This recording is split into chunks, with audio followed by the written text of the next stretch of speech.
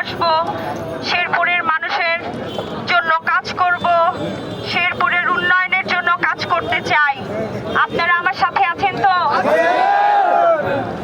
2018 সালে ভারপ্রাপ্ত চেয়ারম্যান সাহেব আমাকে ধানের শীষের প্রতীক নিয়ে প্রার্থী হওয়ার জন্য মনোনীত করেছিলেন। এবারও 2025 সালে এসে আমরা নির্বাচনের জন্য, গণতন্ত্রের জন্য আন্দোলন করে যাচ্ছি। আমি আশা করি ডিসেম্বরের মধ্যেই আমাদের নির্বাচন অনুষ্ঠিত হবে এবং এই নির্বাচনে আমি প্রার্থী হিসেবে দাঁড়াতে চাই এবং প্রার্থী হিসেবে যদি আমাদের শেরপুর জেলার অন্য কেউ প্রার্থী হয়ে দাঁড়াতে চায় তাকেও আমি সাধুবাদ দিব।